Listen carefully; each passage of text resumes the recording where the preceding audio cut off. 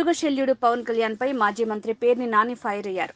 తన ప్యాకేజీ కోసం కార్యకర్తల ముందు శల్యుడి పాత్ర పోషిస్తున్న పవన్, తల్లిని తిట్టిన వారి పల్లకీని మోస్తున్న పవన్ కళ్యాణ్, పెత్తందారి చంద్రబాబుకి 2024 ఎన్నికల్లో కర్రకాల్చి వాత పెడతారు.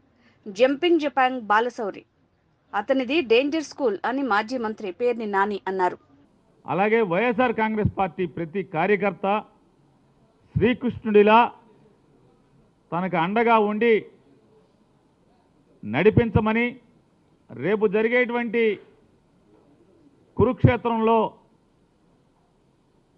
కౌరవుల్లాగా కుట్రలతో కుతంత్రాలతో ప్రజల మనసులను గెలవటం కంటే కూడా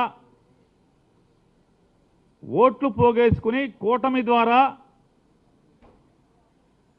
కౌరవ సైన్యంలాగా మందిగా వస్తున్న వారిని మట్టి కరిపించటానికి నాకు అండగా ఉండండి శ్రీకృష్ణులాగా అని చెప్పని ఆయన మాట్లాడుతుంటే, ఆయన ప్రజల్ని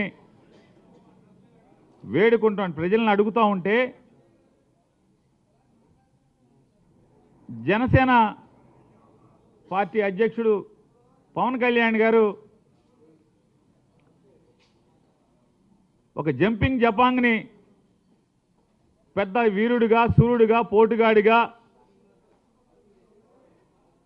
ఊహించుకుని అతను పక్కన పెట్టుకుని మాట్లాడతాడు. అర్జునుడైతే ద్రౌపదిని కాపాడాలంటాడు. అర్జునుడికి ద్రౌపదికి బంధం ఏంటో సంబంధం ఏంటో కూడా వీరికి తెలియదు.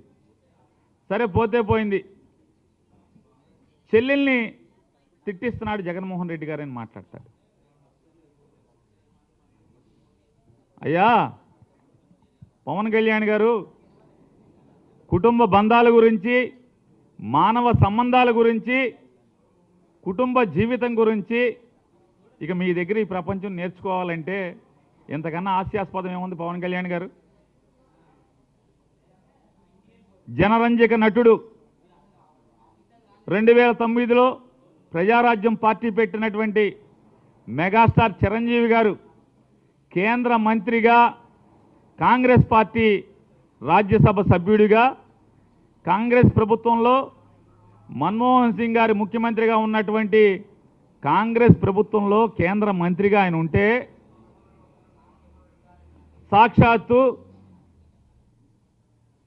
చిరంజీవి గారికి తోడబుట్టినటువంటి తమ్ముడుగా మీ పాత్ర ఏంటి? మీరేం చేశారు? ఎంత అవమానించారు?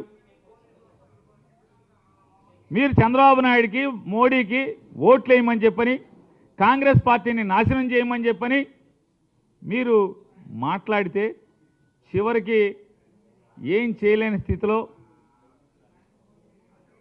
చిరంజీవి అభిమాన సంఘం మీటింగ్ అదే రోజు పెట్టుకుని వాళ్ళు చెప్పుకోవాల్సిన పరిస్థితి. రామ్ చరణ్ గారు, మా బాబాయికి మా నాన్నకి ఏం సంబంధం లేదు, మన ఫ్యాన్స్ వేరు, మనం అందరం కూడా కాంగ్రెస్ లైన్లో ఉండాలని చెప్పుకోవాల్సినటువంటి పరిస్థితి. మీరు అన్నల గురించి, బంధుత్వాల గురించి, బంధాల గురించి ఇంత పచ్చి స్వార్థంగా మీరు రాజకీయాల కోసం అన్నగారు ఎక్కడున్నాడు, అన్నగారు ఏం చేస్తున్నాడు, అన్నకి అవమానం కదా, చిరంజీవి గారికి నేను మాట్లాడే భాష, నేను వేసే గంతులు చిరంజీవి గారికి తలదించుకునే పరిస్థితి కదా అని చెప్పని ఆలోచన లేనటువంటి మీరు బంధాల గురించి, బంధుత్వాల గురించి మాట్లాడుతున్నారు.